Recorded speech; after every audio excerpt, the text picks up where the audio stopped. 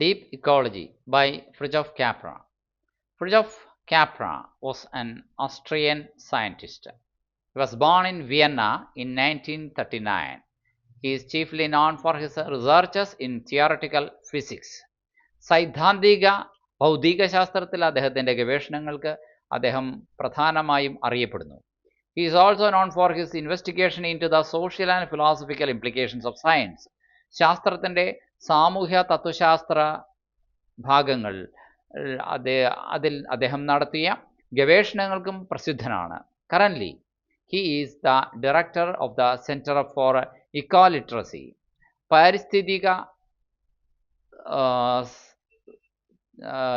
പാരിസ്ഥിതിക സാക്ഷരത എന്ന ഒരു കേന്ദ്രത്തിൻ്റെ ഡയറക്ടറാണ് അദ്ദേഹം ഇപ്പോൾ. In Deep Ecology, Capra discusses the changes that are taking place in our outlook of life. ജീവനെക്കുറിച്ചുള്ള നമ്മുടെ കാഴ്ചപ്പാടിൽ ഈ അടുത്ത കാലത്തായിട്ട് ചില മാറ്റങ്ങൾ ലോകമെമ്പാടും ഉള്ള ചർച്ചകളിൽ നടന്നുകൊണ്ടേയിരിക്കുകയാണ്. Such a paradigm shift. എന്തുകൊണ്ട് ജീവനെക്കുറിച്ച് പഴയകാല ചിന്താഗതികൾ ഇന്ന് പതിയെ പതിയെ മാറി വരുന്നു?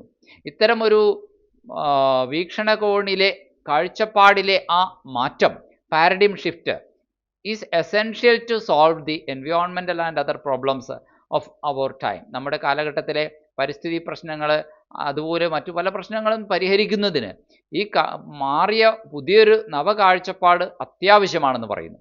The inability to change our old ideas results in a crisis of perception.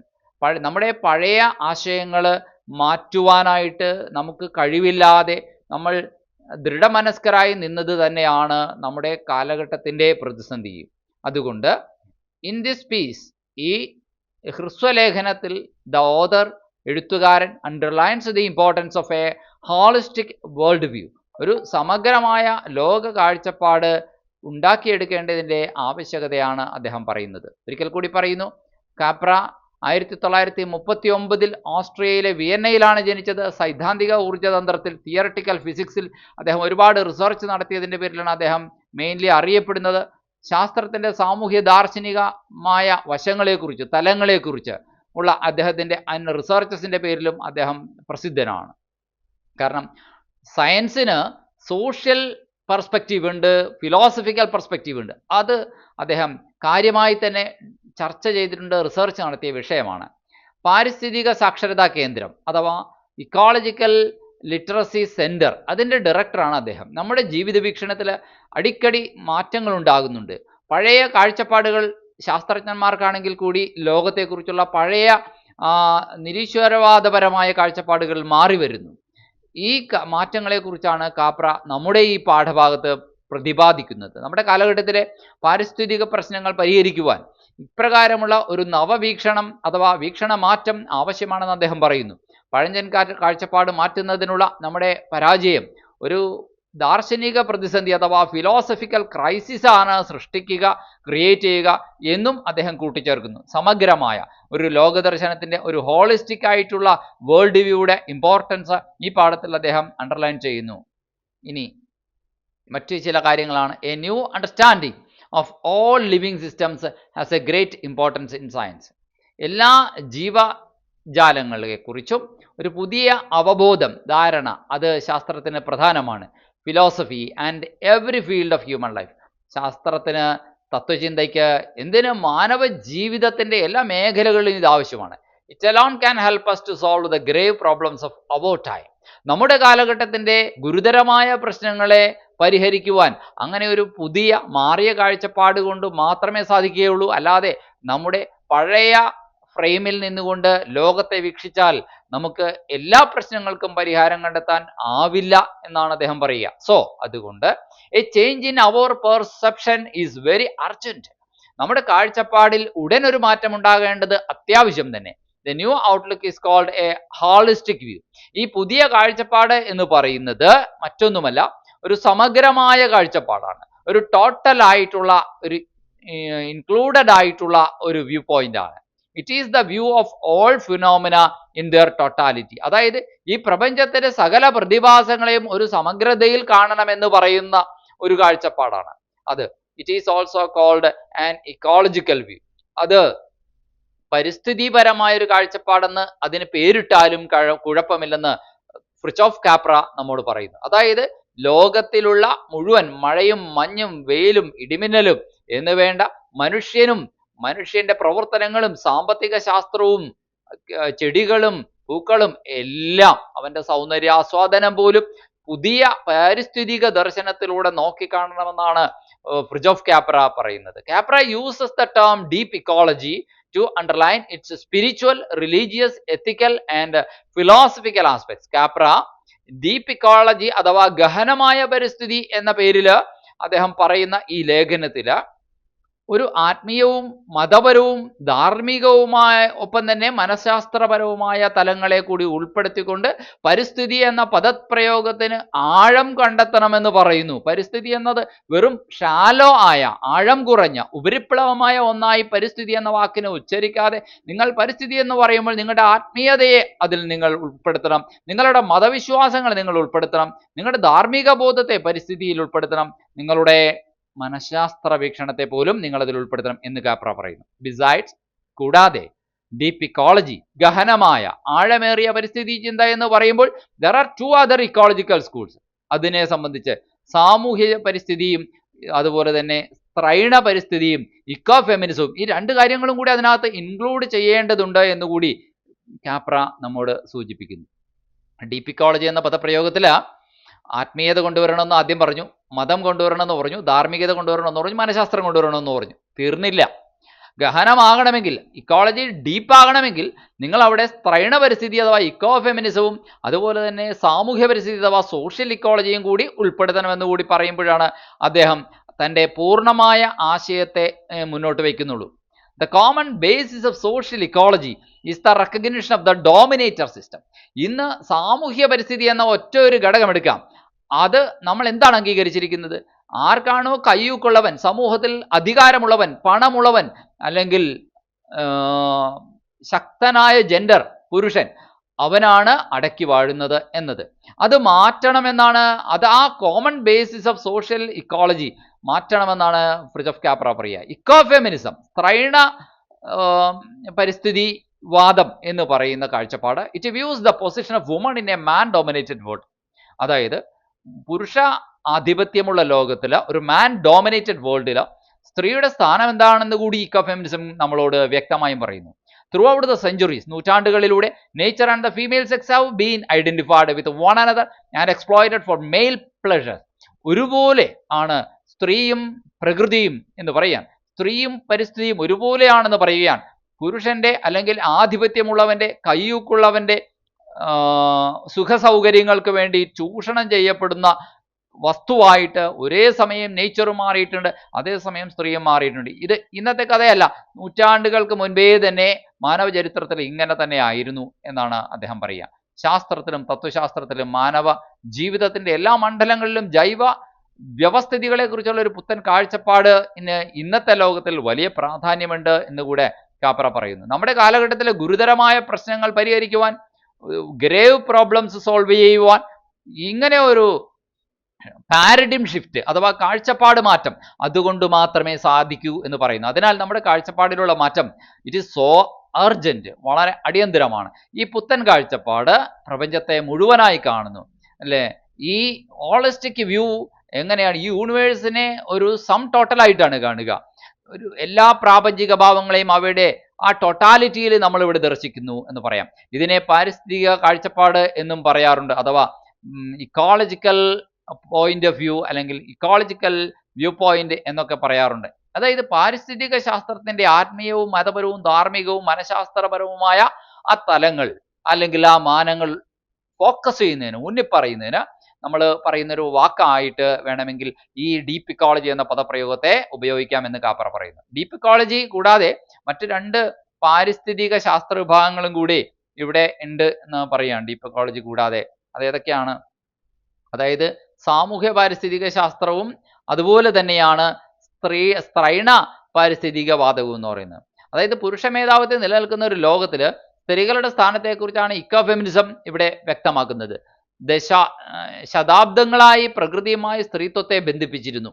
അതായത് നേച്ചർ എന്ന് പറയുന്നത് വുമണുമായിട്ട് ഇന്റർ കണക്റ്റഡ് ആണെന്ന് സെഞ്ചുറീസ് ആയിട്ട് നമ്മൾ ചിന്തിക്കുന്ന കാര്യമാണ്.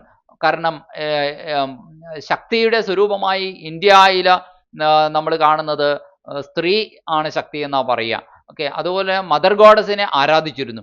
ഇന്ത്യയിൽ മാത്രമല്ല, ലോകത്തിലെ പല രാജ്യങ്ങളിലും. ചുരുക്കി പറഞ്ഞാൽ എന്താണ് ഇതിൽ നിന്ന് മനസ്സിലാക്കാം, പ്രകൃതിയും സ്ത്രീയും തമ്മിൽ എന്തോ ബന്ധമുണ്ട്. പ്രകൃതിയാണ് നിന്നും ചേർന്ന് നിൽക്കുമ്പോൾ മാത്രമേ ഉൽപാദനം സാധ്യമാകുന്നുള്ളൂ, അല്ലെങ്കിൽ ജീവലോകത്തിന്റെ തുടർച്ച സാധ്യമാകുന്നുള്ളൂ. സ്ത്രീയോട് ചേർന്ന് നിൽക്കുമ്പോൾ മാത്രമേ ജീവലോകത്തിന്റെ തുടർച്ച സാധ്യമാകുന്നുള്ളൂ. ഈ രണ്ട് കാര്യങ്ങളിൽ തന്നെ മനസ്സിലാക്കാൻ സാധിക്കും പ്രകൃതിയും സ്ത്രീയും തമ്മിൽ അഭേദ്യമായ ഒരു ബന്ധമുണ്ടെന്ന്. പുരുഷന്മാരുടെ സുഖഭോഗത്തിനായി ചൂഷണം ചെയ്യപ്പെടുകയായിരുന്നു കാലഘട്ടങ്ങളിൽ ഉടനീളം സ്ത്രീകൾ. എന്നാൽ ആ സ്ഥിതിക്ക് മാറ്റം വരേണ്ടിയിരിക്കുന്നു, ഒരു പാരഡിം ഷിഫ്റ്റ് ഉണ്ടാകേണ്ടിയിരിക്കുന്നു. പ്രബലരുടെ മേൽക്കോയ്മയെക്കുറിച്ചുള്ള പഠനം, അവരുടെ ആധിപത്യത്തിന്റെ കഴിവിനെ കുറിച്ചുള്ള പഠനമാണ് ഒരുപക്ഷെ സ്ത്രീ ചൂഷണം ചെയ്യപ്പെടുന്നു എന്ന രീതിയിലുള്ള പഠനമാണ്. പ്രകൃതിയും അതുപോലെ തന്നെ ചൂഷണം ചെയ്യപ്പെടുന്നു എന്ന പഠനമാണ്. എന്നാൽ ഇതിന് മാറ്റം വരണമെന്ന പഠനമാണ് സാമൂഹിക പാരിസ്ഥിതിക ശാസ്ത്രത്തിന്റെ പൊതുവായ ബേസ്മെന്റ് അഥവാ അസ്ഥിവാരം എന്ന് പറയാം. ചോദ്യങ്ങളിലൂടെ why are we unable to solve the problems which harm the biosphere and human life? നമ്മുടെ ജൈവമണ്ഡലത്തെയും മാനവ ജീവിതത്തെയും ദോഷകരമായി ബാധിക്കുന്ന ഒത്തിരി ഗ്രേവ് പ്രോബ്ലംസ് ഉണ്ട് എന്ന് കാപ്ര പറയുന്നുണ്ട്. പക്ഷെ അവയെ പരിഹരിക്കാൻ നമുക്ക് ഇന്നുവരെ പറ്റിയിട്ടില്ല. കാരണം നമ്മുടെ പഴയഞ്ചൻ ഔട്ട്ലുക്ക് ആണ്. അതുകൊണ്ട് because A change in the perception of reality is required. യാഥാർത്ഥ്യം തിരിച്ചറിയാൻ തക്കതായ രീതിയിലുള്ള ഒരു പുതിയ മാറ്റം നമുക്ക് ആവശ്യമാണ് എന്ന് പറയുന്നു. അത് പക്ഷെ ഇതുവരെയും സംഭവിച്ചിട്ടില്ലാത്തത് കൊണ്ടാണ് നമ്മുടെ ബയോസ്ഫിയർ നേരിടുന്ന പല ഗ്ലോബൽ വാർമിംഗ് ആണെങ്കിലും ശരി, ഒരുപാട് പ്രതിസന്ധികൾ നമ്മൾ നേരിട്ടുകൊണ്ടിരിക്കുകയാണ്. ഇതിനെ ഒന്നും സോൾവ് ചെയ്യാൻ നമുക്ക് ഇതുവരെയും വഴി തെളിഞ്ഞിട്ടില്ല എന്ന് പറയുന്നത്. ചോദ്യം 2, which of the following is not true about deep ecology? Deep ഇക്കോളജിയെ കുറിച്ച് ശരിയല്ലാത്തത് ഏതാണ്? ടെക്സ്റ്റ് ബുക്കിൽ കുറേ ഓപ്ഷൻസ് നൽകിയിട്ടുണ്ട്. നമ്മൾ എളുപ്പത്തിന് വേണ്ടി ആ ശരിയായ ഓപ്ഷൻ മാത്രം ഡിസ്കസ് ചെയ്തു പോകുന്നു. Deep ecology puts man at the centre of its world view. Deep ecology മനുഷ്യനെ ലോക കാഴ്ചപ്പാടിൻ്റെ മധ്യത്തിൽ നിർത്തുന്നു. അതാണ് മനുഷ്യന് ചുറ്റും ഉള്ള പ്രപഞ്ചത്തെ അത് കൂട്ടത്തിൽ കാണുന്നു. അവൻ്റെ പശ്ചാത്തലത്തിൽ പ്രപഞ്ചം മുഴുവനായും കാണുന്നു. ഒരു ഹോളിസ്റ്റിക് വ്യൂ ആയിട്ട് പ്രപഞ്ചത്തെ നോക്കി കാണുന്നു. ഇനി നമുക്ക് ചോദ്യോത്തരങ്ങളിലേക്ക് കടക്കാം. Answer the following questions. ഒന്നാമത്തെ ചോദ്യം എങ്ങനെയാണ്? What does Fritjof Capra mean by the crisis of perception? കാഴ്ചപ്പാടിന്റെ പ്രതിസന്ധി എന്നതുകൊണ്ട് ഫ്രിജോഫ് കാപ്ര എന്താണ് അർത്ഥമാക്കുക? The crisis of perception is caused by the failure on the part of our leaders.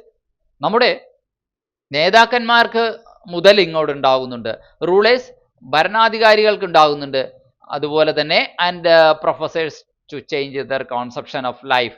ഇതൊക്കെ സ്കൂളിലും കോളേജിലും പഠിപ്പിക്കുകയും ശാസ്ത്ര ഗവേഷണങ്ങൾക്ക് നേതൃത്വം കൊടുക്കുകയും ചെയ്യുന്ന അധ്യാപകർക്ക്, പ്രൊഫസേഴ്സിനും ഈ കാഴ്ചപ്പാട് മാറ്റം ആദ്യം മുതൽ ഉണ്ടാകണം. ജീവ ലോകത്തെ ആകമാനമുള്ള സംവിധാനങ്ങൾ ഒറ്റപ്പെട്ട് കാണേണ്ടവയല്ലെന്നും അവ ഒരു പൊതു സിസ്റ്റത്തിന്റെ, ഒരു ടോട്ടാലിറ്റിയുടെ ഭാഗമാണെന്നും ഐസൊലേഷനായിട്ട് കാണേണ്ടതല്ലെന്നും ഉള്ള പുതിയ ഒരു കോൺസെപ്റ്റ്, അതായത് പഴയ കോൺസെപ്റ്റിനെ ചേഞ്ച് ചെയ്യേണ്ടിയിരിക്കുന്നു. ദീസ് 3 പീപ്പിൾ, ആരൊക്കെയാണ് ഈ 3 പേര്? അവരുടെ കോൺസെപ്റ്റ്, അവരുടെ വ്യൂ പോയിന്റ് മാറ്റേണ്ടവർ ലീഡേഴ്സ്, റൂളേഴ്സ്, പ്രൊഫസേഴ്സ്. അവരൊക്കെ അവരുടെ കോൺസെപ്ഷൻ ചേഞ്ച് ചെയ്യേണ്ടിയിരിക്കുന്നത്. എന്താണ് അവരുടെ മിസ്കോൺസെപ്ഷൻ? അവരുടെ തെറ്റായ ഒരു ആശയഗ്രഹണം എന്തായിരുന്നു? അതായത് ലൈഫിന്റെ സിസ്റ്റംസിനെ ഐസൊലേറ്റഡ് ആയിട്ട് വേറിട്ട് കാണുക എന്നത്, അല്ലാതെ ടോട്ടാലിറ്റിയിൽ കാണാതിരിക്കുക എന്നുള്ളതാണ് അവരുടെ മിസ്കോൺസെപ്ഷൻ. അത് മാറ്റണം എന്നാണ് പറയുക. The traditional perception cannot solve the grave global problems of our time. നമ്മുടെ കാലഘട്ടത്തിലെ ഗുരുതരമായ ആഗോള പ്രശ്നങ്ങൾക്ക് പരിഹാരം കാണുവാനായിട്ട് ഈ പരമ്പരാഗതമായിട്ടുള്ള കാഴ്ചപ്പാടുകൾക്ക് സാധിക്കില്ല എന്ന് പറയുന്നു. രണ്ടാമത്തെ ചോദ്യം ഇതാണ്: why is it not possible to study the current global problems in isolation? ഇന്നത്തെ ആഗോള പ്രശ്നങ്ങളെ ഒറ്റയ്ക്ക് പരിഹരിക്കാൻ കഴിയാത്തത് എന്തുകൊണ്ടാണ്? The major problem of our time are systematic problems.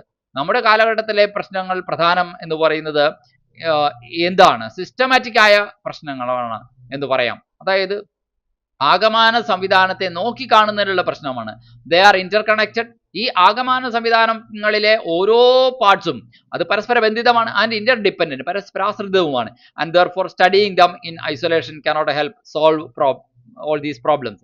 അതിനെ ഒറ്റയ്ക്ക് വേറിട്ട് പഠിക്കുന്നതിലൂടെ, വ്യത്യസ്ത പഠനശാഖകളായി വേർതിരിച്ച് പഠിക്കുന്നതിലൂടെ നമുക്ക് നമ്മുടെ എല്ലാ പ്രശ്നങ്ങളെയും പരിഹരിക്കാനാവില്ലെന്നും അവയെ സമഗ്രതയിൽ പഠിക്കണമെന്നും കൂടി പറയുന്നു. What is a sustainable society according to Lester Brown? Lester Brown എന്ന് പറയുന്ന ശാസ്ത്രജ്ഞന്റെ അഭിപ്രായത്തിൽ എന്താണ് സുസ്ഥിരമായ സമൂഹം എന്ന് പറയുന്നത്? According to Lester Brown, a sustainable society is one that satisfies its needs without diminishing the prospects of future generations. ഭാവി തലമുറയുടെ ആവശ്യങ്ങളെ കെടുത്തിക്കളയാതെ, തകർത്തുകളയാതെ ഇന്നത്തെ തലമുറയുടെ ആവശ്യങ്ങൾ നിറവേറ്റിക്കൊണ്ട് മുന്നോട്ട് പോകുന്ന ഒരു സമൂഹത്തെ നമുക്ക് സുസ്ഥിര സമൂഹം എന്ന് വിളിക്കാൻ സാധിക്കും എന്നാണ് ലെസ്റ്റർ ബ്രൗൺ പറയുന്നത്. What is that leaders fail to see? നേതാക്കന്മാർക്ക് ഏത് കാര്യം കാണാനാണ് അവർ പരാജിതരാകുന്നത്? Leaders fail to see that a change of perception is needed for our survival. നമ്മുടെ സർവൈവലിന് കാഴ്ചപ്പാട് മാറ്റം അത്യാവശ്യമാണെന്ന് പറയുന്നു. അഞ്ചാമത്തെ ചോദ്യം ഇതാണ്, what breakthrough in physics led physics to world view? എന്ത് ബ്രേക്ക് ത്രൂ ആണ് ഫിസിക്സിൽ ഉണ്ടായത്?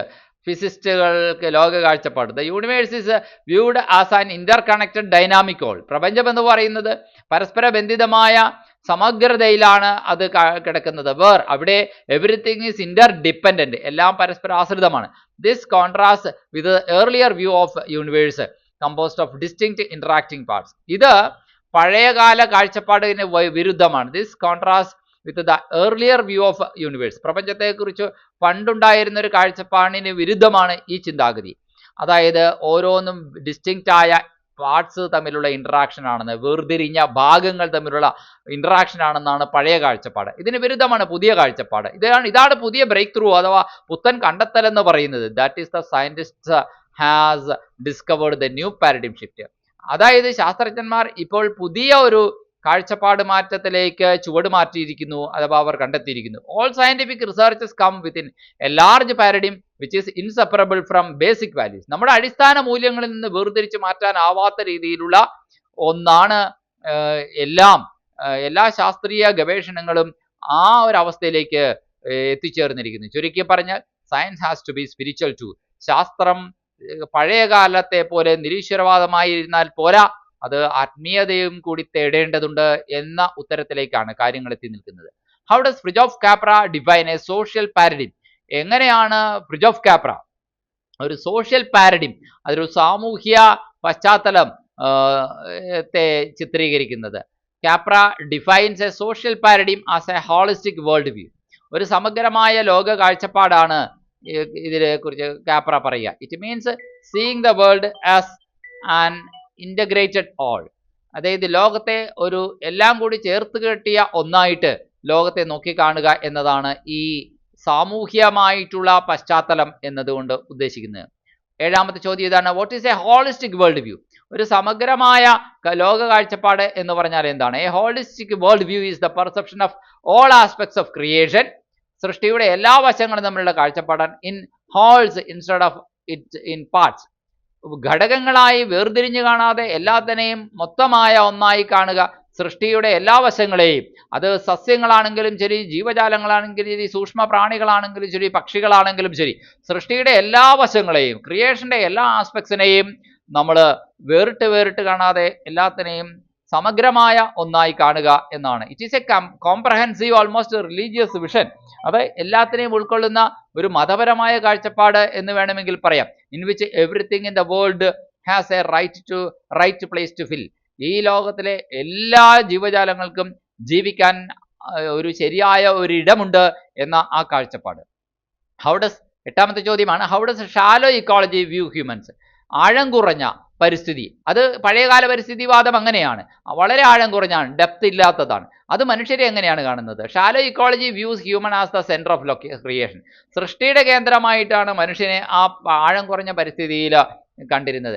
അക്കോർഡിംഗ് ടു ദിസ് വ്യൂ, ഈ കാഴ്ചപ്പാടനുസരിച്ച് man is above or outside nature. മനുഷ്യൻ പ്രകൃതിക്ക് മീതെയോ അല്ലെങ്കിൽ പ്രകൃതിക്ക് വെളിയിലോ ഉള്ള ഒന്നാണെന്നും and the source of all values, എല്ലാ മൂല്യങ്ങളും മനുഷ്യനിൽ നിന്ന് പിറക്കുന്നു എന്നുള്ളതാണ് പഴയ ചിന്താഗതി. പക്ഷേ അത് തെറ്റാണ്.